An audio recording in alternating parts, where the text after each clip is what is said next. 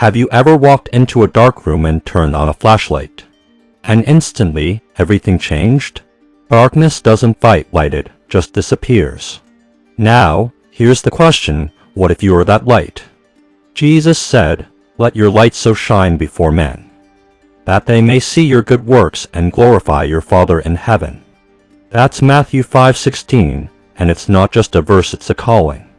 It's not just a suggestion, it's a divine strategy. And if you've ever wondered why you feel pulled to do more, to rise higher, to live better, it's because there's a light in you. A light that God Himself placed there. And it wasn't meant to flicker quietly in the corner. No, it was meant to shine. Let's get real for a second. We live in a world that's heavy with confusion, anxiety, division, comparison, fear, compromise, you name it. But here you are watching this video, because you know there's something different inside you. There's a fire, a spark may be dimmed by life, but it's still there. Jesus didn't say, try to be light. He said, you are the light of the world. The problem? Too many people are covering that light with self-doubt, shame, procrastination, busyness, and fear of judgment. We've been hiding what God called us to release. We keep waiting for the right moment, waiting to be perfect, waiting to be more qualified. But listen, light doesn't wait for permission. It just shines. So let's unpack what it means to let your light shine. Not your neighbor's light, not your pastor's light, not your Instagram followers' highlight reel. Your light, the one God uniquely placed in you. Your personality, your passions, your pain, your process, your purpose. All of it, that's your light. Let's talk about it. Point 1. Your light has purpose. God doesn't do random. He didn't just accidentally give you a voice that encourages people, or a heart that breaks for injustices, or an eye for beauty, or hands that serve her. He gave you that on purpose, because He wants you to light up a part of this world that no one else can. When Jesus said, "Let your light shine before men," He was talking about living a life so full of purpose and goodness that it points people straight to God. Your gifts are not for your own clout, they're for God's glory. If you're good at organizing, do it unto the Lord. If you're good at teaching, teach with passion. If you write, write with fire. If you sing, sing with boldness. If you clean, clean with joy. Whatever you do, to the best of your ability. Because excellence is a form of light. Point to shining doesn't mean perfection. Let's clear something up real quick. Shining does not mean pretending. You don't have to be perfect to shine. You just have to be real. You shine when you forgive. You shine when you choose integrity. You shine when you keep going even when life hits hard. You shine when you admit you messed up and then get back up anyway. You shine when you love people who don't love you back. You shine when you speak life instead of gossip. Sometimes the brightest light is simply doing what's right when it's not popular. But wait, if shining is so powerful, why do we hesitate? Because darkness doesn't like light. And when you start shining, the enemy gets nervous. You'll feel resistance. You'll feel fear. But here's the good news, greater is He who is in you than he who is in the world. So don't shrink. Don't apologize for your light. Don't dim it to make others comfortable. Shine boldly. Shine humbly. Shine authentically. Point 3. You were made for visibility. Let me ask you something. If God didn't want people to see your light, why did He call you a city on a hill? A city on a hill isn't hidden. It's visible, unmissable, unapologetically present. God didn't save you so you could blend in. He set you apart so you could stand out. And not for your glory but for His. Point 4. Steward what's in your hands.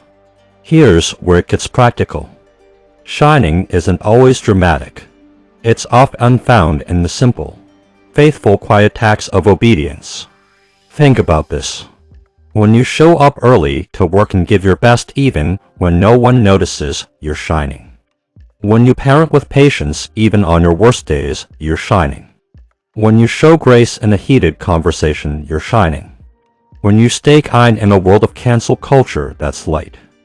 God is not looking for the most impressive. He's looking for the most available. Point 5. Don't let fear blow out your light. You ever light a candle, and then someone walks by too fast and poof, it's out? That's what fear does. It tries to blow out the flame of your calling. Fear of failure. Fear of judgment. Fear of not being enough. But the Bible says God has not given us a spirit of fear, but of power, love, and a sound mind. Your light is fueled by power, not fear. So stop asking, what if I fail? Start asking, what if I shine and someone finds Jesus because of it? That's worth it. Point 6. The world needs your light now. This is not the time to blend in. This is not the time to scroll in silence while darkness spreads lies. The world is desperate for truth, hungry for love, longing for hope. And guess what? God placed you here for such a time as this. You don't need a platform to shine. You need a heart that says yes. Let's get honest. We all have days we feel dim. Days we feel invisible. Days we wonder, is what I'm doing even making a difference? Let me remind you, light doesn't have to be loud to be powerful. Even a small candle breaks the darkest night. Your faithfulness matters. Your kindness matters. Your presence matters. Point 7. Write the vision, then run. Habakkuk 2 says, write the vision, and make it plain, that he may run who reads it. If God gave you a dream, a business idea, a ministry burden, a calling, write it down. Make it plain. Then take the next step. Don't just dream, do. Your vision is not random. It's a roadmap to your purpose. So don't wait for validation. Run with what God gave you. Point 8. Be diligent, it's part of your shine. Let's not sugarcoat it. Shining takes work. Excellence takes effort. Proverbs 20-29 says, do you see someone skilled in their work? They will serve before kings. Diligence is a form of light. Lazy faith doesn't impress anyone. People notice when you go the extra mile. They see when you do more than expected. They're drawn to that, and they wonder what's different about you. That's your open door to say, it's Jesus. So now you're thinking, okay, I want to shine now, but where do I start? Start where you are. Shine at home. Shine in school. Shine in your friendships. Shine in the comments section. Shine on your lunch break. You don't need to cross an ocean. Just cross the street and love your neighbor. Final point. Shining is a lifestyle, not an event. You don't just shine at church. You shine on Monday morning when you're stuck in traffic and still choose joy. You shine when you forgive someone who didn't apologize. You shine when you speak truth with grace. You shine when you serve behind the scenes and expect nothing in return. Your life is the sermon. Your light is the message. Conclusion. Don't dim. Don't hide. Don't wait. You are made to shine, to bring light to dark places, to reflect Jesus in a world that's desperate for something real. So light up the room. Light up your job. Light up your family. Light up social media with truth and grace. Light up every area of your life. And when people ask why you shine so bright, just smile and say, it's not me, it's Jesus. If this message lit something in your heart, don't keep it to yourself, shine it forward. Hit that subscribe button. Let's walk this journey together. Watch this video next. God's got your back, a message for when you feel alone. Your light matters. So go ahead. Let it shine.